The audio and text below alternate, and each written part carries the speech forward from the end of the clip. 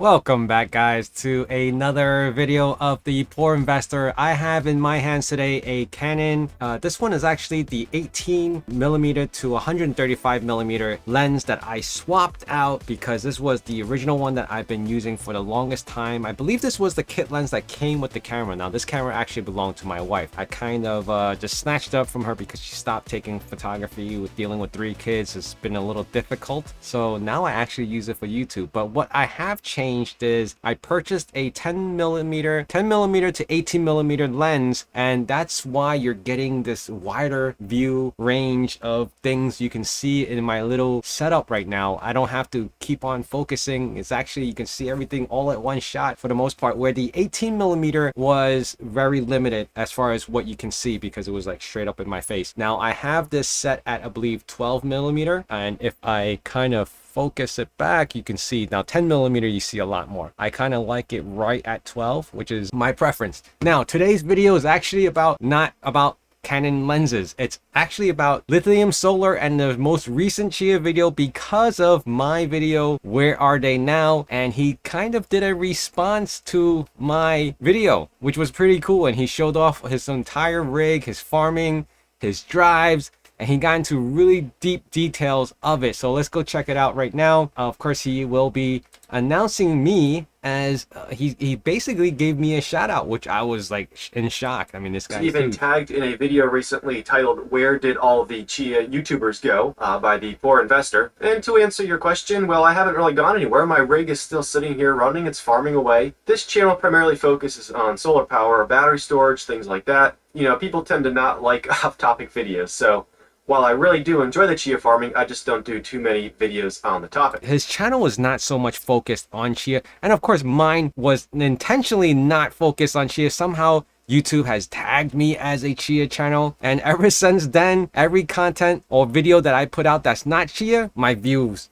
drop like crazy. So remember, guys, before I keep on going, please remember to hit that like button. And I always forget to tell you guys that because it's very crucial keeping me motivated and putting out more videos like this, probably going out and communicating with other community or Chia ecosystem developers or people who contribute to Chia, getting them on this video or getting them on this channel so we can actually share some of their experiences. And I also like to pick out a couple of farmers here and there once in a while. I'll talk to you guys, and I want to see if you guys are interested in doing videos and being posted on YouTube, which would be a really cool experience too, so others can see what you guys are actually doing. For example, LithiumSolar. He's actually showing us a lot of his setup. A lot of unused space that I can work with in this enclosure.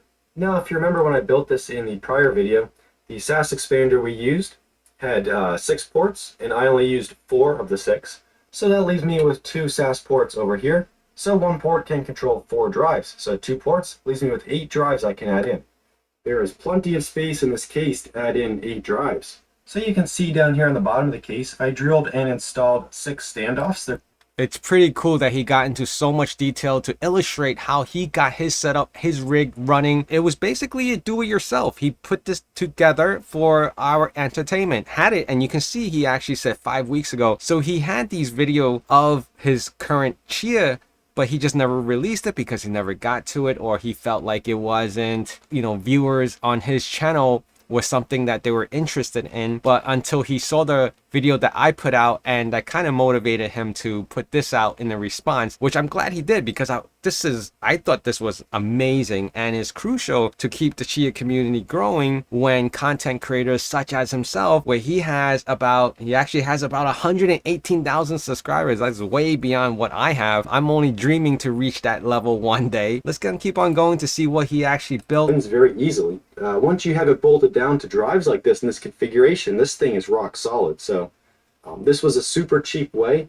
I think I got like an 8-foot piece or 5-foot. It was a 5-foot piece of this for like $4 at Lowe's. It was very, very cheap. Although I like his concept of keeping the drives compact and solid, it just feels to me, in my example, because there's no rubber cushions between the screws and that, you know, the bar that's actually holding the drives together, And because I see like very minimal distance spacing between each hard drive, it just seems like it's going to be creating a lot of heat or a lot of vibration, especially on this metal rail that doesn't have any kind of shock resistant or you know, to absorb the spinning drives. Now I know once you start farming it, it's really not going to be doing much, but the drives are still going to be spinning, and when it's spinning, it's still going to cause some type of vibration. So I just think that whether it's like rubber O-rings that you can put between the screws or between the metal rail and the hard drives, that would probably lessen the shock a little bit on that. Go deeper into this video because I'm going to be linking this video in the description below so you guys can experience it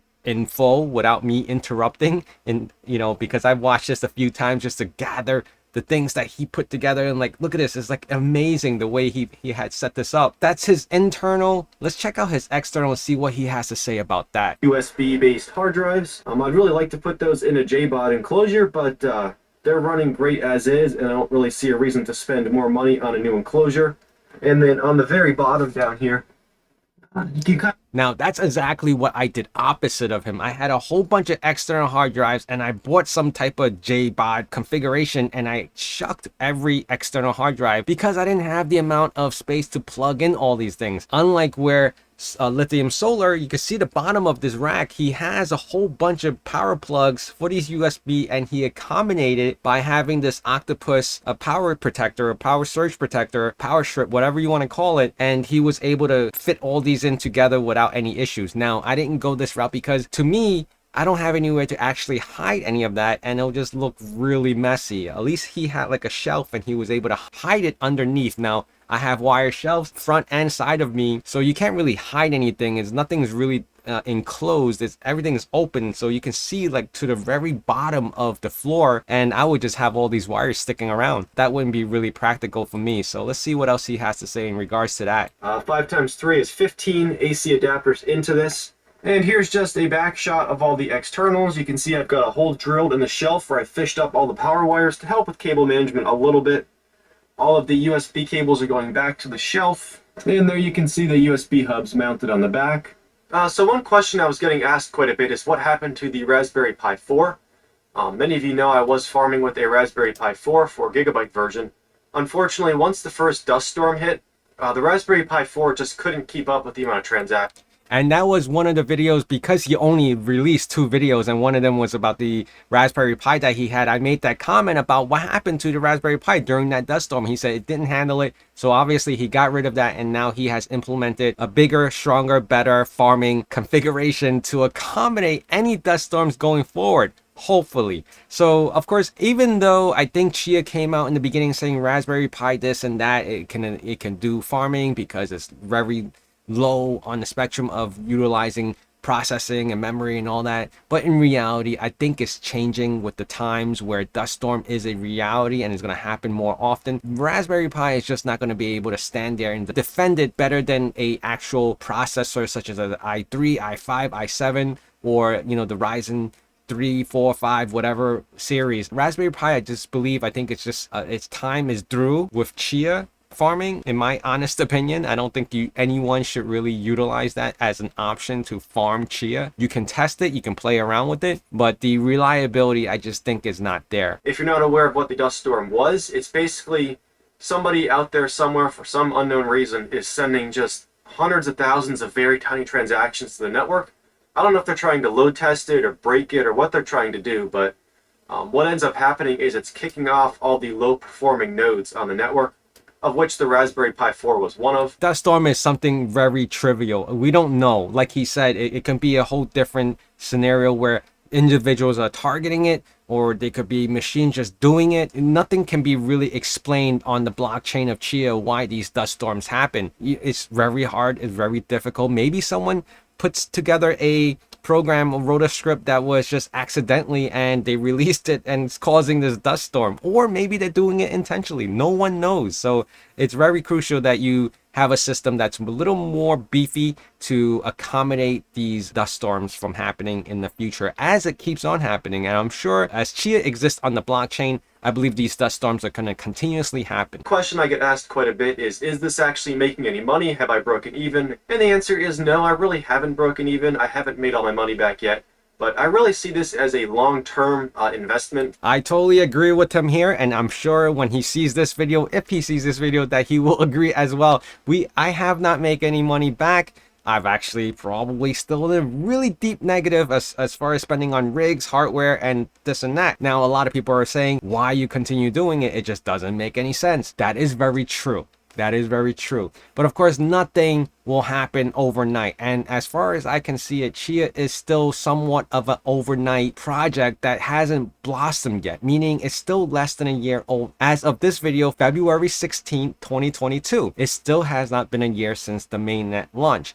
Now, because of Chia being so new, I said I would stick around to 2025. All right. So from my perspective, so I mined Bitcoins back in the very beginning when GPU mining was popular. And if I would have kept those Bitcoins and then sold them today, I would have had a couple $100,000. So that is crazy. He mined Bitcoin back in the day and he would have had a couple $100,000 if he held off. So basically what he's saying here is, from experience, don't give up on a project that you believe in. Hold on to it. Chia may potentially be that next thing for a few of us, a lot of us, maybe everyone. Who knows? Nobody knows. And that is probably the reason why I'm personally sticking around on Chia and still putting out content in relation to it, farming and buying certain things to accommodate and making my farming or network a little more efficient, opposed to just having random external hard drives and these random JBODs all over the place. I'm just trying to uniform everything, just like LithiumSolar here, doing all this for Chia, meaning we don't expect a return yet. We may not even get a return. That's the whole trivial part of crypto mining, I think, with Chia so far, because it's still so new. I know a lot of people, and if you watch any of my past videos with some of the people I've actually spoke to, would you have bought, Ethereum back in 2016 or 2017? Of course you would, but that's hindsight. You don't know that. You wouldn't have done it at that moment when Ethereum just launched. You don't know what direction it was going to take. You didn't know it was going to be what it is today. Same goes for Bitcoin and a lot of other stable coins out there. People out there buying new hard drives, and they're paying $20, $22, $25 per terabyte and grabbing up large piles of them.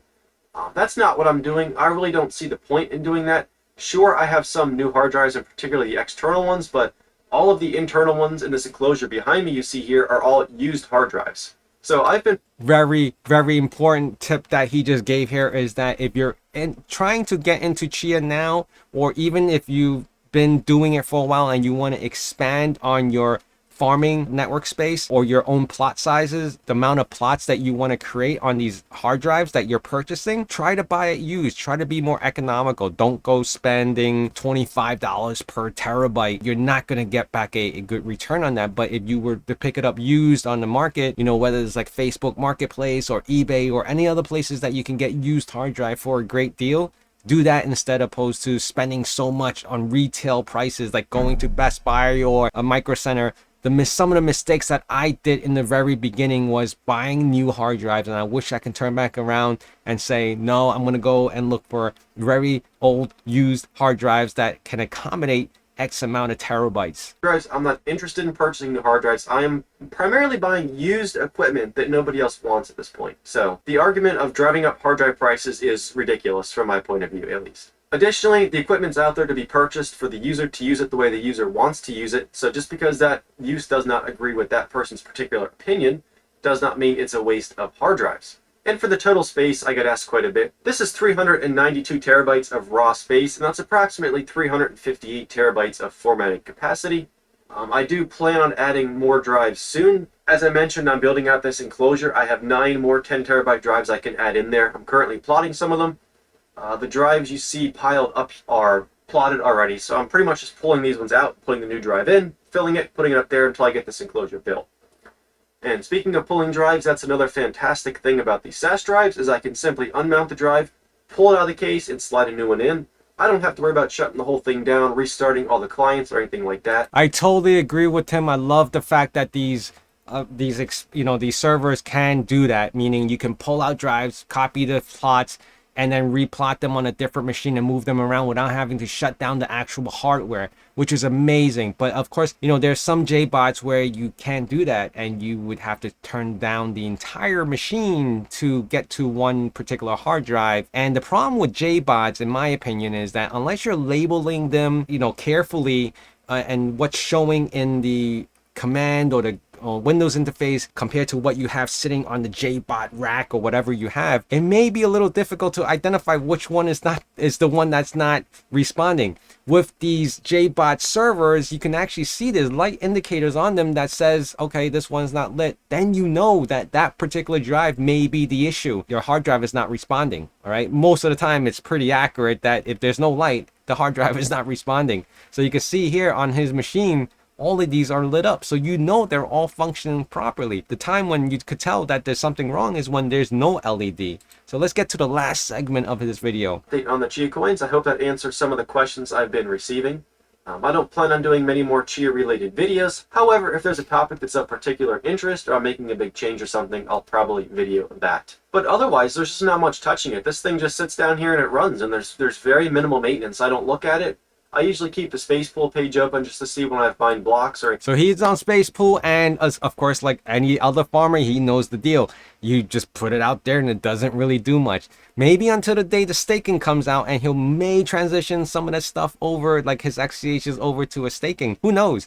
But like he said, he announced how many hard drives and how much space that he has. He showed how he built out his internal rigs and his external hard drive setup, and now he's just farming like another farmer, just like you and me. Now his count, I believe what he said, around 300, I think it was around 300 something terabytes. He has a little more than me. It's not a competition, right? As long as we're on the network and our plots are showing and we're earning XCHs, just hold on to it and see where it takes us. We don't know yet. I said that I will be sticking around to 2025. We'll link this video in my description below so you guys can check it out without me interfering every second. I'm glad you guys are here. Please remember to hit that like, comment, and subscribe, and I'll see you guys again soon. Bye.